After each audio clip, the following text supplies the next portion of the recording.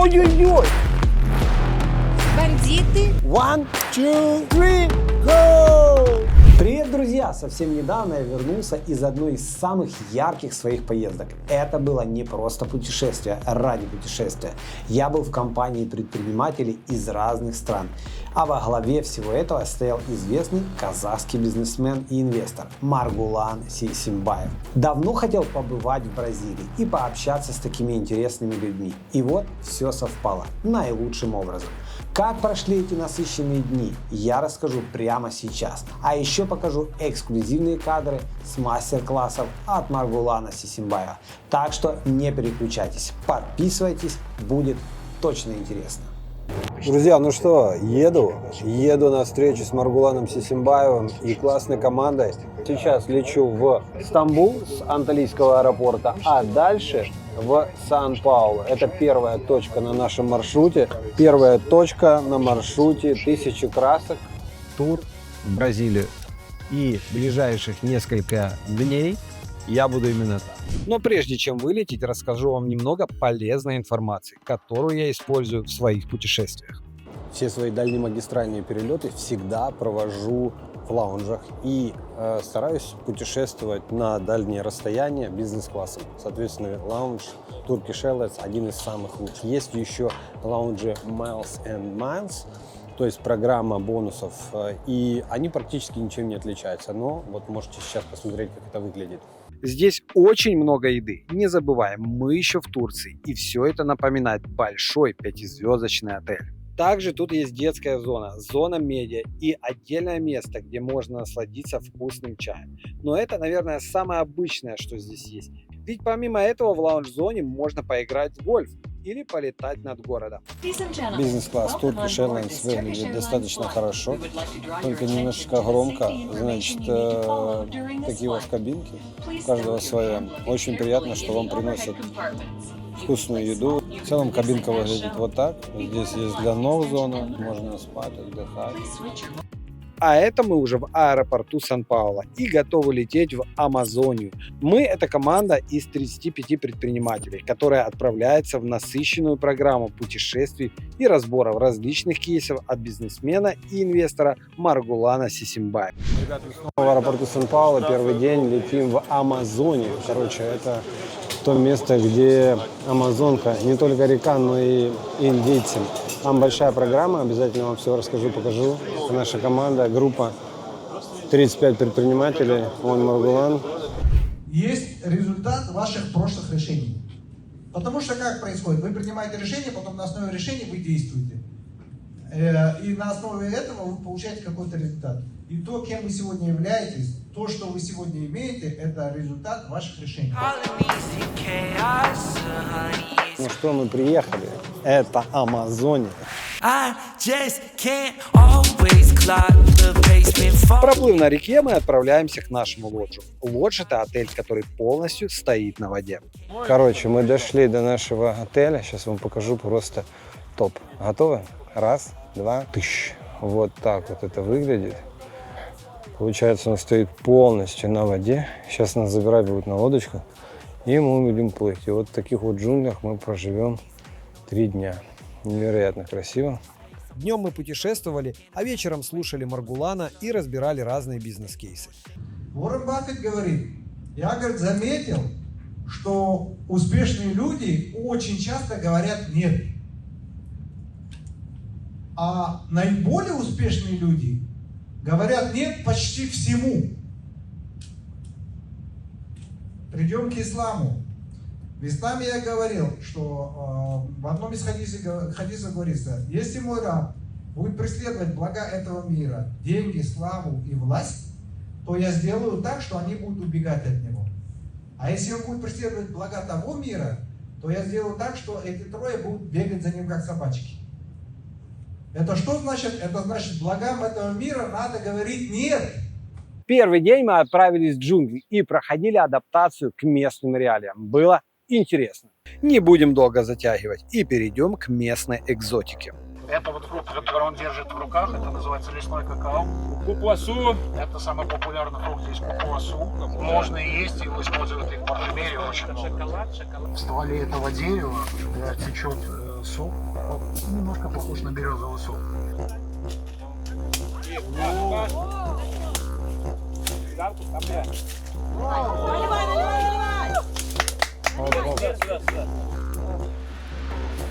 Короче, это ловушки, они разные.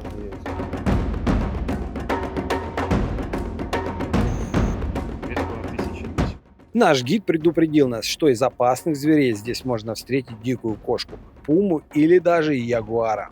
Пока только пауки, всякие гусеницы, очень много муравьев и интересных растений. Но мы в надежде увидеть дикую кошку. Андрю, кого ты ждешь больше? Кого ты больше всего ждешь? Вчерашних 3 кошек мы не берем в счет вообще. Будем новых искать Конечно же, первым делом все прошли курс выживания, а то вдруг кто-то потеряется в этих густых лесах. Но теперь-то точно знаем, где добыть еду, воду и на кого охотиться. Сейчас покажу вам очень классную локацию. Смотрите. Получается, это река. Очень красиво видно. Смотрите, это Амазония. Очень круто. Поймать или даже увидеть кошку нам так и не удалось. Но есть другой улов. На острове обитают обезьяны и хищные рыбы. Татаранка. Так, Во-во-во! Я это чудо! Ого! Сори, это я. Ого! Ой-ой-ой! Глянь, все съела, блин. Короче, вот, смотрите, вот так она обедает. В некоторых водах есть пираньи и крокодилы. Чтобы поискать последних, мы и отправляемся в небольшое ночное путешествие. Короче, едем на кайманов. Точнее, их смотреть. Это местные крокодилы. Вот это наш чувак, знаете, что он сказал? Говорит, a lot of food for кайман. Короче, мы подъезжаем к заводе. Где-то рядом тут есть крокодилы. В общем, выглядит это вот так. Мы больше похожи на контрабандистов.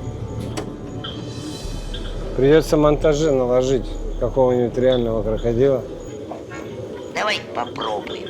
Каждый раз, когда вы начинаете бизнес, вы должны как можно больше гипотез запускать и тестировать.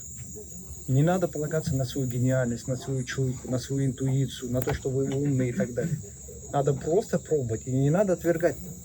Не надо отвергать все подряд. Не надо выстраивать стратегию. Вот я сейчас занимаюсь, условно говоря, строительством. Значит, я должен либо штукатурка, либо ремонт, либо это. Не обязательно. Это гипотеза. Проверяйте хоть маникюр, хоть маникюрный салон. Какая разница? Это же гипотеза. Вы проверяете, делаете проверку. Потом смотрите, вот эти провалились, вот у тебя осталось там, вот 2 гипотезы, которые выстрелили. И ты смотришь, какая из них легче масштабируется. Какая маржа и какая масштабируется. Все, оставляешь ее, дальше усиляй сильно. Начинаешь глубже копать и дальше. А в инвестициях такой же принцип или совершенно другой? Если, например, ты хочешь инвестировать в какое-то направление, неважно, недвижимость, это там акции или что-то еще, ты тоже гипотезы ставишь, или ты все-таки основываешься на какой-то аналитике рынка? Все равно гипотеза. Ни одна аналитика, никто тебе не скажет, какой выстрел. А тогда какая есть пропорция, там, например, вашего портфеля, условно, 100% есть денег, и вот какие направления вы бы гипотетически рассмотрели? Сейчас я инвестирую только 2 направления. Онлайн-игры, онлайн-образование. Угу. 2. Почему? Потому что я четко понял, сейчас у нас вообще тренд такой, что деньги идут туда, где внимание. Вот какая отрасль на хайпе, туда все деньги идут. Вся капитализация, все там растет. Дальше по программе у нас было посещение настоящего племени, куда мы и отправились. Приехали в гости к племени.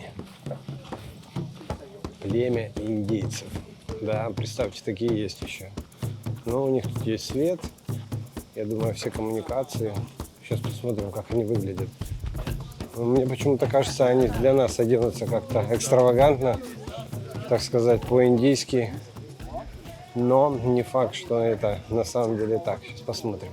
Приветствовал нас сам вождь племени, а дальше мы познакомились с культурой индейцев через их традиции, в частности, танцы. Друзья, в общем, это деревня индейцев. вот этой хижины, но живут они не здесь, живут они совершенно в других домах, плюс-минус похожи на наши садыбы, да, ну, то есть более, скажем так, комфортные. У них есть вода, у них есть электричество, им провело правительство электричество, они их все тут оберегают. Осталось их не так много, в среднем в племени примерно 40 человек, и таких племен около 20. Вот так это все выглядит. В целом достаточно интересно, но мое внутреннее ощущение, что многие из них все-таки уезжают жить на большую землю. Слишком здесь все красиво. Но при этом не забываем совершенствоваться и узнавать новое. Возьмем вот критический фактор контроля. Критический фактор контроля – это всегда то, благодаря чему вы зарабатываете свои деньги. И в любом бизнесе это есть. Вы должны это продумать, выявить у себя и понять. И, соответственно, сразу же отсюда возникает первый вопрос, чем вы должны заниматься. Вы должны усилять ту силу, благодаря которой вы зарабатываете деньги. Доброе утро, друзья. Амазонка. Мы на таких каноэ, можно сказать. Очень круто. Вот, главное, руки сюда не надо сувать, потому что здесь может водиться пиранья, и она может вас съесть. Амазонка, друзья, великолепно. Советую, рекомендую всем. Обязательно ссылочки на все локации будут под этим видео. Начинайте свое утро правильно.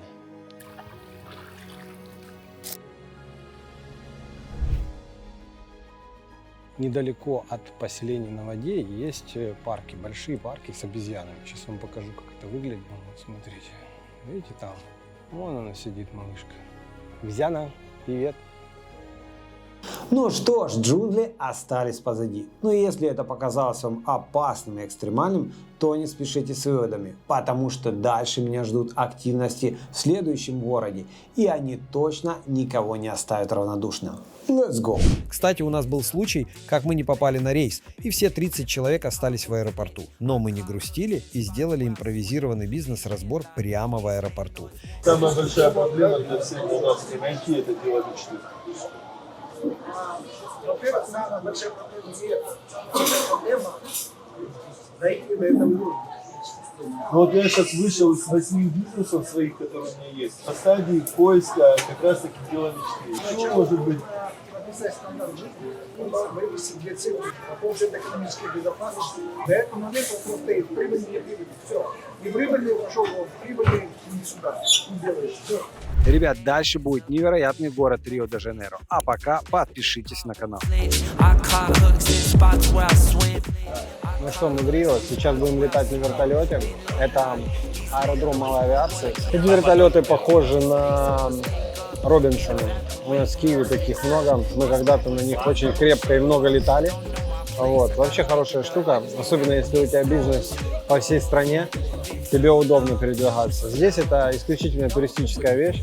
Посмотрим, как это будет выглядеть. Но думаю, будет выглядеть хорошо.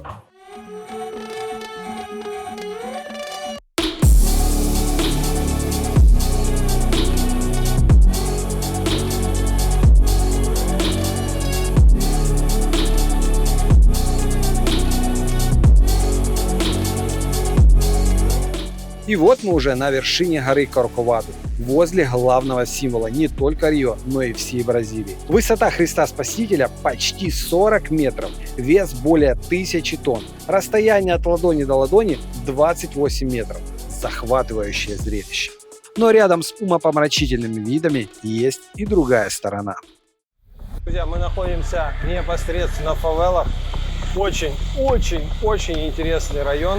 Больше 30% всего населения Рио-де-Жанейро живут в так называемых фавелах. Это такие трущобы с очень разным классом жизни, но в основном это низкий класс жизни.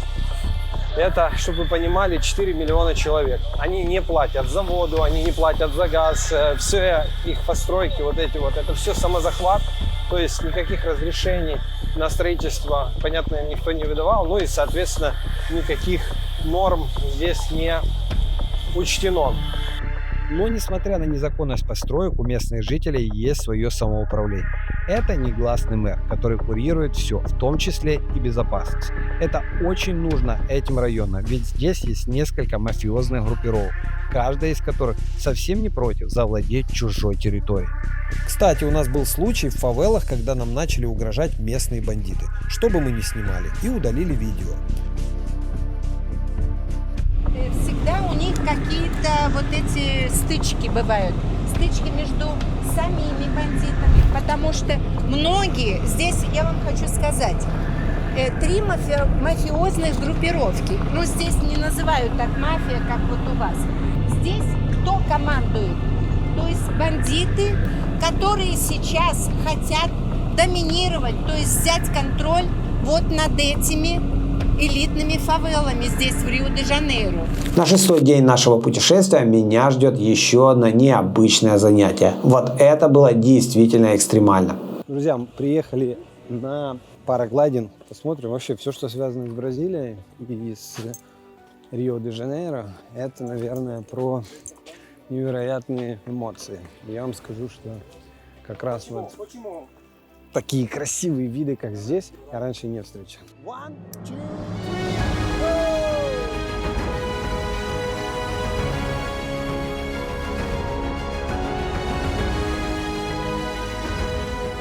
И все эти активности каждый день сопровождались лекциями от Маргулана Сисимбаева. За все это время мы уже многое успели обсудить. От целей и ошибок при достижении до миссии жизни. И я не мог не спросить у такого известного предпринимателя о том, что он думает об инвестициях и как Маргулан распределяет свой портфель. Мой подход, что в портфеле 25% должна быть недвижка. 25% недвижка. Это хорошие, 10% суперагрессивные акции. Вот уже 35%. А 65% нужно делить таким образом, в зависимости от возраста. Например, 25% ты ставишь в акции роста и 40% очень консервативно. Вот для моего возраста, например. То есть портфель это такой живой организм, и он напрямую зависит от вашего возраста. Потому что смысл такой, чем вы моложе, тем агрессивнее должен быть портфель. Чем вы больше в возрасте, тем более консервативный и более ликвидный должен быть портфель. Потому что вы не знаете, когда вам эти деньги понадобятся. И поэтому вот для пожилых людей я бы порекомендовал, например, это компании страхования жизни. Застраховать свою жизнь. Ты берешь, например, страхуешь свою жизнь на 20 миллионов долларов, на 10 миллионов долларов. И все, и равными долями в течение 10 лет вносишь. Но самое интересное, что как только внес первую сумму, там, условно, 250 или там 500 штук, с этого момента ты застрахован на все 10 миллионов. Если с тобой что-то случилось, то тот, на кого ты страховую оформил, ребенка своего, он получит 10 миллионов долларов. Друзья, это сахарная голова. Гора высотой почти в 400 метров над уровнем моря. Оттуда играл совсем недавно Артбат, наш украинский популярный во всем мире диджей. И это будет очень круто. С вершины горы открывается прекрасный вид на бухту Гаунбара. И даже видно статую Христа Спасителя. Поднимаясь на самый верх, можно увидеть очень много людей. Это первое. Но самое интересное происходит вот там. Здесь буквально можно достать до облаков. Кстати, свой день рождения я встретил именно в этой поездке.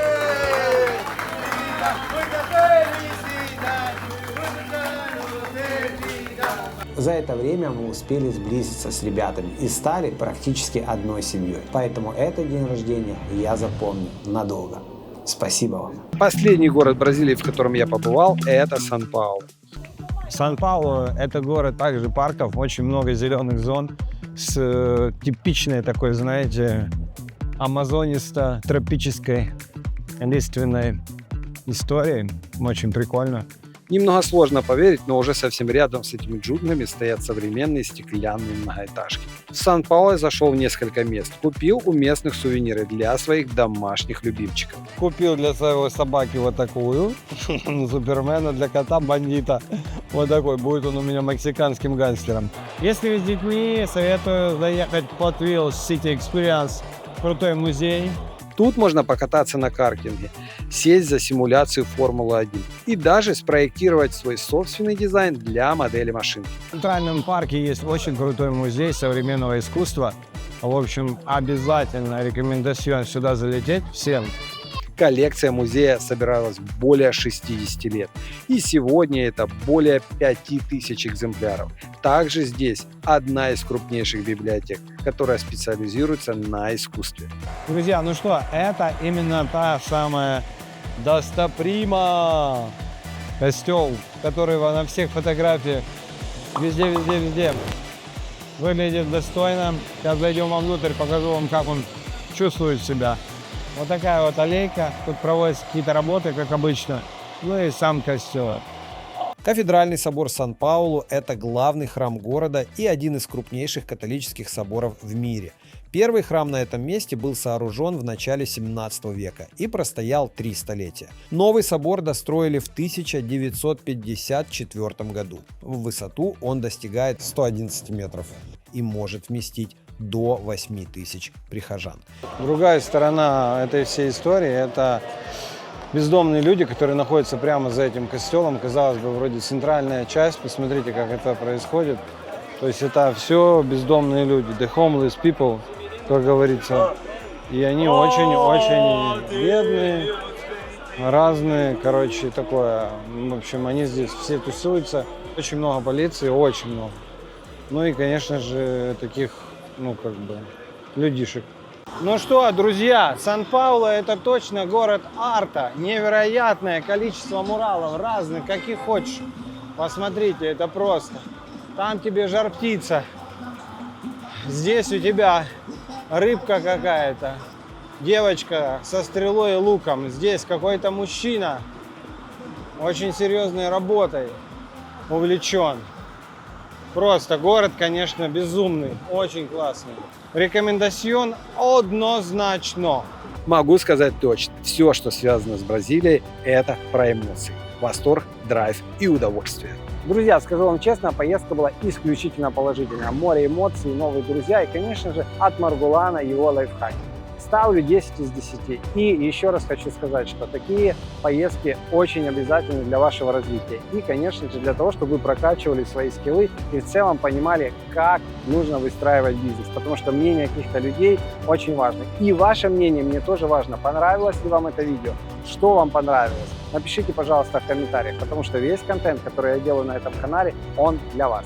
Спасибо вам большое и встретимся в новых видео. Спасибо, что разделили этот выпуск со мной. Ставьте лайк, подписывайтесь на канал и до встречи в новых видео.